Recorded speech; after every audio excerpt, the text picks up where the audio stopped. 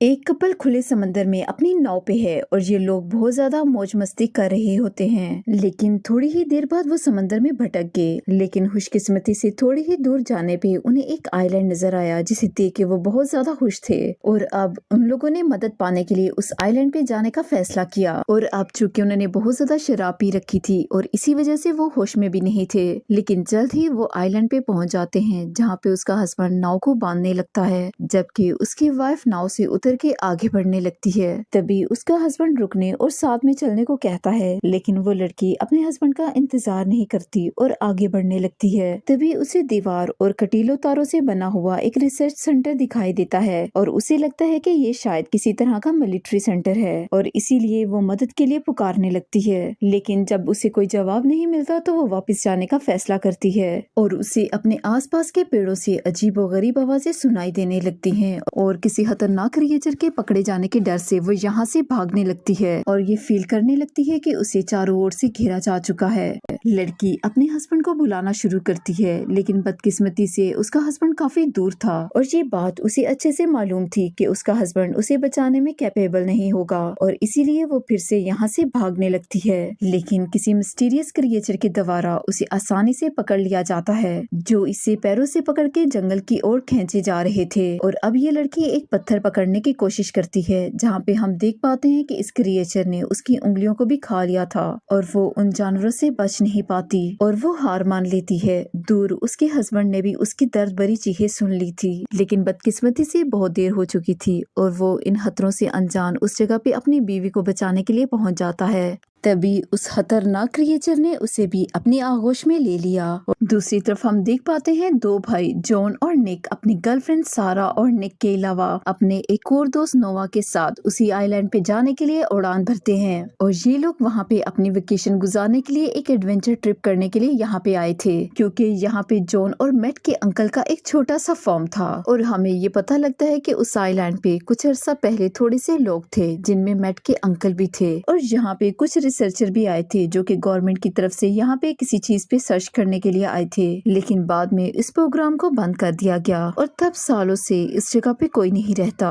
और इसीलिए ये सारे यहाँ पे पूरी गर्मियाँ बिताने का फैसला करते हैं और इसीलिए ये सारे दोस्त यहाँ पे अपनी सारी गर्मियाँ बिताने के लिए आए थे, जहाँ पे कोई उन्हें इंटरप्ट न कर सके। और अब ये लोग इस आइलैंड पे पहुँच के बहुत ज्यादा खुश थे और दोनों भाई गैराज में जाते हैं जहाँ पे जनरेटर था और वहाँ पे वो अपने अंकल की खड़ी हुई कार देखते हैं और वो ये पा के बहुत ज्यादा खुश होते हैं कि इतने सालों से बंद रहने के बावजूद भी ये कार काम कर रही है। अब घर के अंदर सारा और नोवा किचन में जाते हैं, जो कि पार्टी करने के लिए एक खास किस्म की ड्रिंक तैयार कर रहे थे। लेकिन घर में बिजली ना होने की वजह से मिक्सर चल ही नहीं पाता और उन्हें दोनों भाइयों के जनरेटर ऑन करने का इंतजार होता है। और जैसे ही मैट और जॉन ने जनरेटर चालू किया तो सारा अपनी ड्रिंक बनाने में लग गई और अब उनके पास पार्टी मनाने का समय ही समय था। लेकिन फिर न जाने क्या हुआ, मिक्सर चलने के कुछ सेकंड बाद ही बिजली चली गई और अब इन लोगों ने डिसाइड किया कि वो स्टोर रूम में जाके फ्यूज को चेक करेंगे और बेसमेंट में लाइट की कमी की वजह से पूरा अंधेरा था और नोवा यहाँ पे अपने लाइटर के जरिए से रोशनी करता है और वो दोनों फ्यूज तक पहुँचने में कामयाब हो जाते हैं और जले हुए फ्यूज को अलग करके नया फ्यूज लगा देते हैं और जिसके बाद लाइट आ जाती है। सारा भी अपनी ड्रिंक तैयार करती है और सभी को ऑफर करती है और अब ये सभी लोग एंजॉय कर रहे थे, बहुत ज्यादा ड्रिंक करते हैं, स्विमिंग करते हैं और अब ये स्विमिंग करने के बाद घर के बरामदे की तरफ जाते हैं, जहाँ पे हम देख पाते हैं कि मैट अपने तीर और कमान के साथ निशाना बांधने की प्रैक्टिस कर रहा था।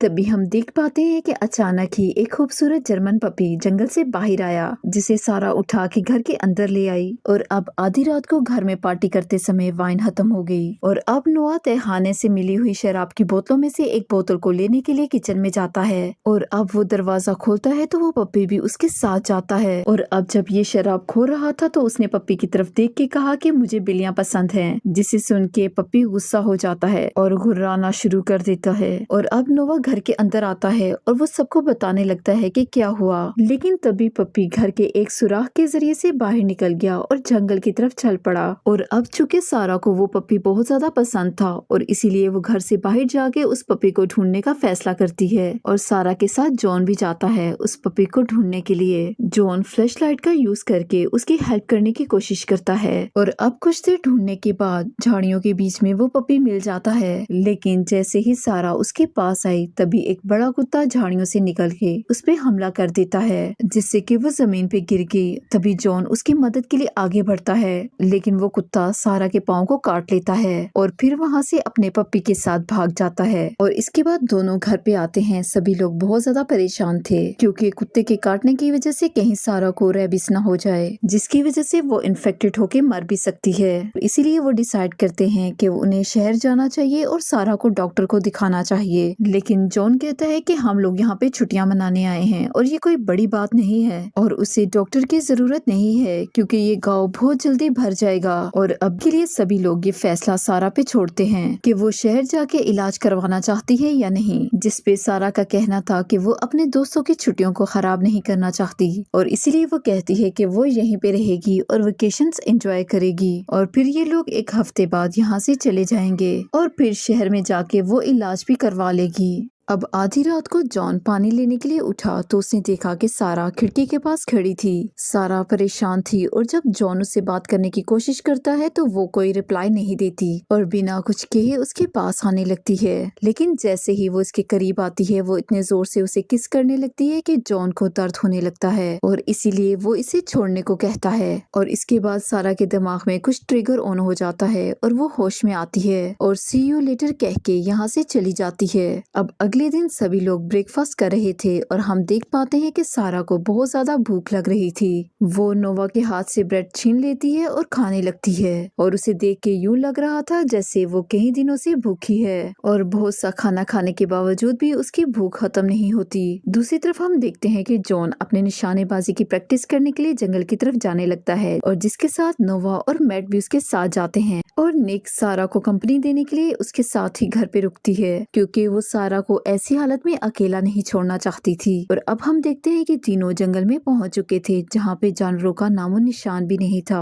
और उनके पास शिकार करने के लिए कुछ नहीं था और इसीलिए थक के नोवा उनसे दूर हो जाता है और वो एक दरख्त पे बैठ के अपने कैमरे के लेंस को साफ करने लगता है। और अब नोवा को अपने इर्द गिर्द से गुर्राने की आवाजें आने लगती हैं, जिसे सुन के वो चिल्लाने लगता है। वो खुद को चारों तरफ से कई कुत्तों से घिरा हुआ पाता है और इन कुत्तों से बचने के लिए वो जंगल की ओर भागने लगता है जब तक कि वो भटक न गया। गिरते पड़ते वो अपने दोस्तों तक पहुंच ही जाता है और जैसे ही नोवा ने उन कुत्तों के बारे में अपने दोस्त को बताया तभी उनके पीछे एक आदमी आके खड़ा हो जाता है जो कि खून से लथपथ था, जिसे देख के ये दोस्त भी चौंक जाते हैं। और ये वही आदमी था जो कि मूवी की शुरुआत में हमने देखा था और ये आदमी उन्हें बताता है कि यहाँ पे काफी खतरनाक कुत्ते हैं जो कि इस आइलैंड में किसी को नहीं चाहते कि कोई यहाँ पे आए। लेकिन उसके पास समझाने का इतना टाइम नहीं था। जैसे ही वो आगे बढ़ता है तभी एक बहुत बड़ा डॉग उस पे हमला कर देता है और उसे पहाड़ी से नीचे गिरा देता है और बहुत से डॉग अपने झुंड के साथ उसे जिंदा ही खाने लगते हैं और सभी ये सब कुछ देख के बहुत ज्यादा डर गए थे। जॉन उसे बचाने की कोशिश करता है लेकिन नोवा और मैट उसे रोक लेते हैं और जब ये लोग घर पे पहुंचते हैं तो देखते हैं निक और सारा स्विमिंग करके घर की तरफ लौट रही थी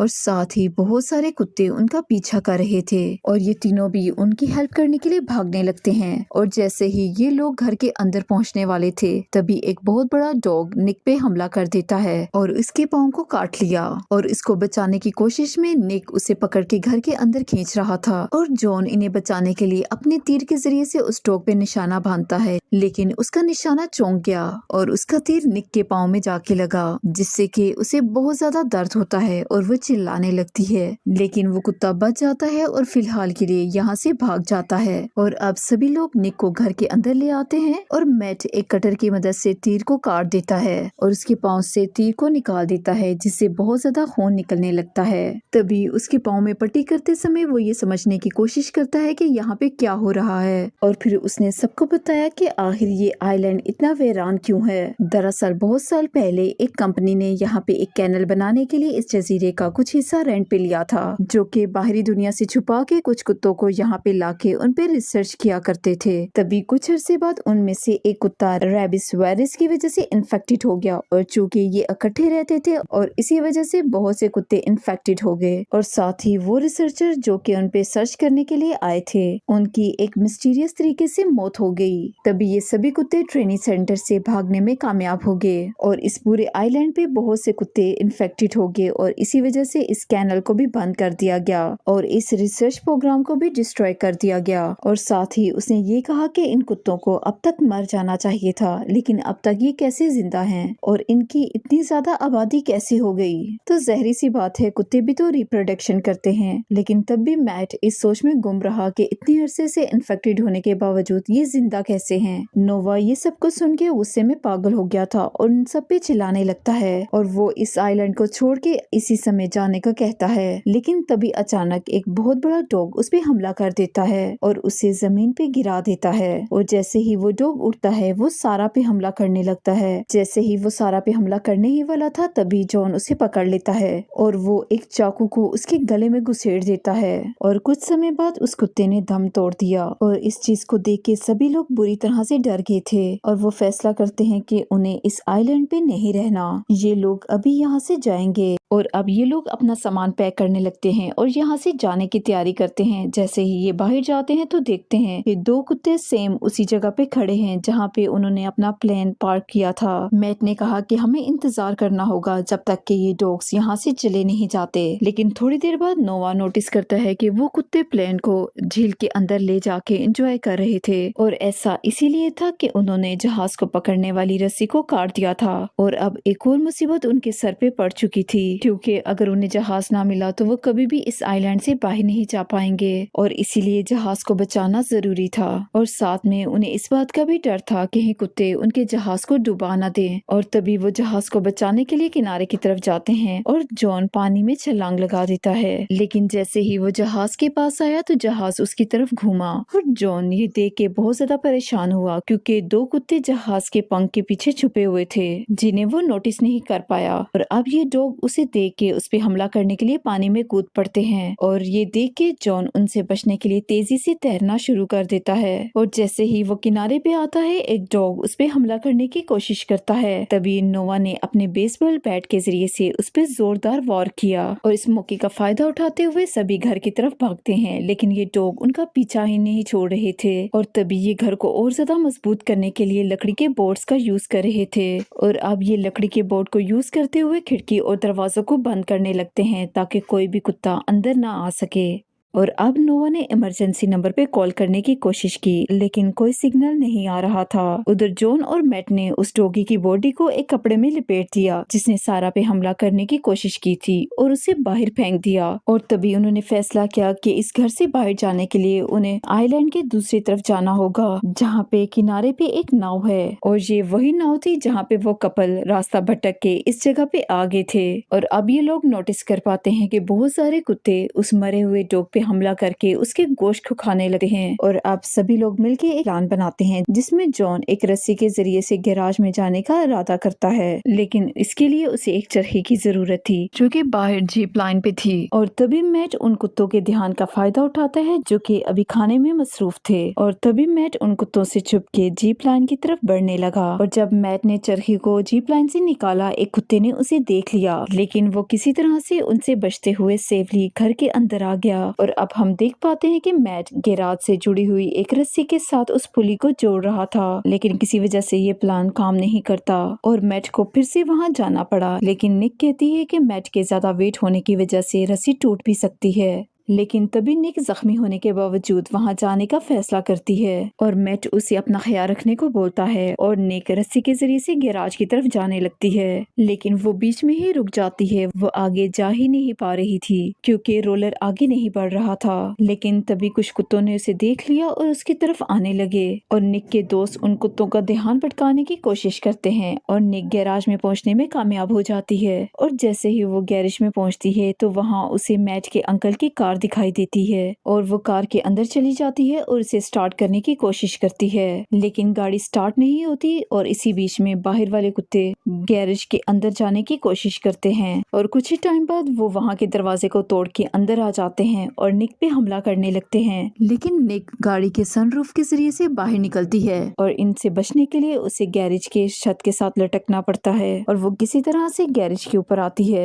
और तभी जॉन अपने तीर के जरिए से निक की तरफ रस्सी फेंकता है ताकि इस रस्सी की हेल्प से निक वापस आ सके और तभी निक फिर से रस्सी पे लटक जाती है और सभी दोस्त उसे अपनी तरफ खींचने लगते हैं और जैसे ही एक बड़ा डॉग उस पे हमला करने लगता है तो जॉन अपने तीर की हेल्प से उसे मार डालता है और आखिरकार वो निक को बचा लेते हैं। अब रात को सभी बैठे थे कि इसी बीच में लाइट अचानक से चली जाती है और मैट का कहना था कि फ्यूज फिर से खराब हो गया होगा और इसे ठीक करने के लिए नोवा फिर से बेसमेंट में जाता है और जैसे ही वो नीचे पहुंचा उसे अजीब सी आवाजें सुनाई देने लगी और साथ ही वहाँ पे एक खौफनाक गुड़िया लटकी हुई थी और नोवा जैसे ही उस आवाज के पास पहुंचा तो देखा कि वहाँ पे एक कुत्ता है और तभी एक सेकंड की देरी किए बगैर वो कुत्ता उस पे झपटता है और उसकी गर्दन के टुकड़े कर देता है और उसे मार डालता है और ये सारा हंगामा सुन के मैट और जॉन उसकी तरफ भागते हैं और वो तहखाने में पहुंच के देखते हैं कि उनका दोस्त मारा जा चुका है और अब उन्होंने कुत्ते को फंसाने के लिए दरवाजा बंद कर दिया, लेकिन इससे कोई फायदा न हुआ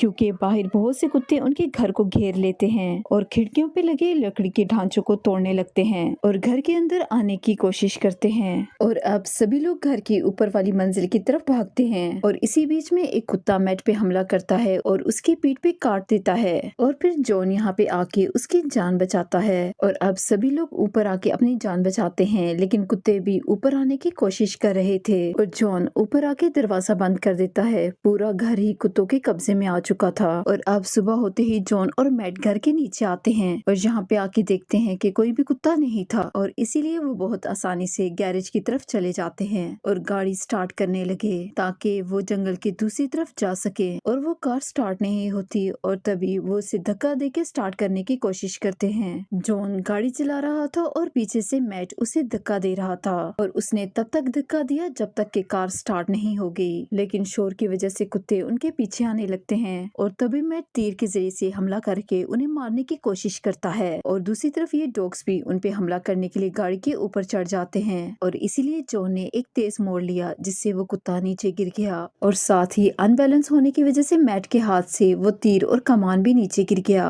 और अब मैट सनरूफ के जरिए से गाड़ी के अंदर आ जाता है, लेकिन थोड़ी देर बाद गाड़ी रुक जाती है और जिसे स्टार्ट करने के लिए जॉन उसे खाई की तरफ ले जाता है और ये बहुत मुश्किल से बच पाते हैं और खुशकिस्मती से गाड़ी स्टार्ट भी हो गई और दोनों घर की तरफ बढ़ने लगते हैं, लेकिन रास्ते में खून से प्यासा जर्मन शेफर्ड उन पे हमला कर देता है और वो तकरीबन मैट को काट ही डालता है, लेकिन जॉन उसे बचाने के लिए गाड़ी को मोड़ता है जिससे कि वो कुत्ता एक खम्भे से टकरा के नीचे गिर जाता है और दोनों भाई घर के पास आके निक्की और सारा को नीचे बुलाते हैं, लेकिन निक्की ने नीचे आके उन्हें बताया कि सारा यहाँ से जाने को मना कर रही है और अब जॉन उसे लेने के लिए ऊपर जाता है, लेकिन सारा जाने से मना कर रही थी क्योंकि वो अब मर रही है, वो जिंदा नहीं रह पाएगी, लेकिन जॉन उसे अपने साथ ले जाने की जिद करता है। तभी एक कुत्ता उनके सामने आ जाता है और तभी उसने जॉन को खिड़की से बाहर जाने को कहा और खुद अकेले ही इस डॉग के सामने आ गई और वो कुत्ता सारा की गर्दन पे हमला करने की कोशिश करता है, लेकिन सारा अपना बाजू आगे करके खुद को बचाने की कोशिश करती है और सारा उस कुत्ते को खिड़की से बाहर फेंकने की कोशिश करती है, लेकिन उसके साथ वो खुद भी नीचे गिर जाती है और नीचे मौजूद लकड़ी के एक खम्बे के साथ टकराती है जिससे वो दोनों मारे जाते हैं और वहाँ पे मौजूद सभी कुत्ते सारा की बॉडी को खाने लगते हैं और अब बचे हुए तीनों दोस्त गाड़ी में बैठ के आइलैंड की दूसरी तरफ जाने लगते हैं और अब जब ये दूसरी तरफ जाते हैं तो उन्हें बंद पड़ा हुआ कंपाउंड मिलता है और तब तीनों गाड़ी पार करके उस कंपाउंड के अंदर जाते हैं और यहाँ पे आके उन्हें पता लगा कि ये कंपाउंड कुत्तों को ट्रेन करने के लिए नहीं बनाया गया था, बल्कि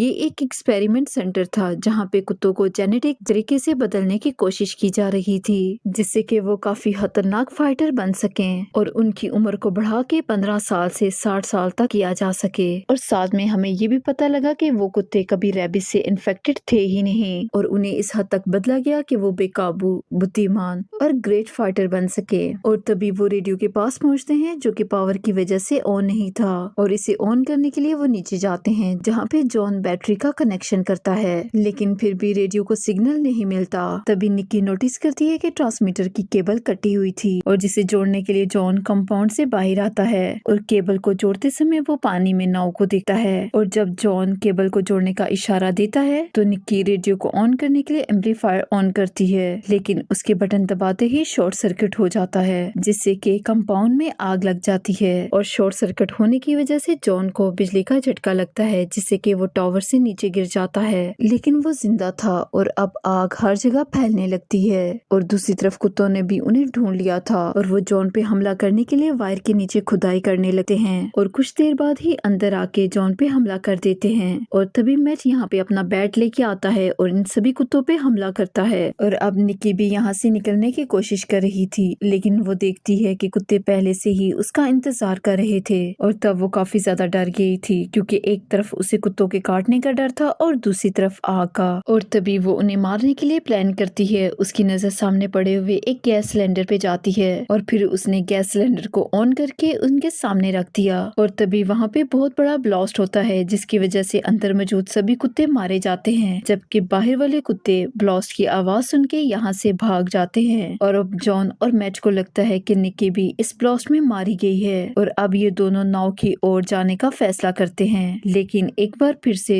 उन कुत्तों ने जॉन और मैट को चारों तरफ से घेर लिया और अब उन्हें लगा कि उनके बचने की कोई उम्मीद नहीं है। और तभी निक्की वहाँ पे कार लेके आती है और उन कुत्तों पे चढ़ाते हुए जॉन और मैट को गाड़ी के अंदर आने का कहती है और अब ये लोग नाव की तरफ जाने के लिए चल पड़ते हैं और वो कार को इतनी तेज चला रही थी कि उसे रोकना नामुमकिन था। तभी ये सभी लोग कार समेत झील में गिर जाते हैं, लेकिन तब तक सभी कुत्ते वहाँ तक पहुँच चुके थे, लेकिन वो झील में नहीं कूदते बल्कि इन लोगों को ऊपर से ही देखते रहते हैं। अब डूबती कार से तीनों बाहर निकलते हैं और नाव पे चढ़ जाते हैं। मैट नाव को चलाने का काम कर रहा था और ये तीनों सेफली यहाँ से निकल जाते हैं और कुत्ते दूर से बस उन्हें देखते ही रह जाते हैं। और जब वो इस आइलैंड से काफी दूर आ चुके थे तो मैट इस बोट के एक कंपार्टमेंट को खोलता है, लेकिन उस कंपार्टमेंट में एक बहुत ही खतरनाक कुत्ता छुपा हुआ था जिसे देख के वो सभी लोग बहुत ज्यादा डर गए। और इसके साथ ही ये अमेजिंग मूवी यहीं पे एंड होती है।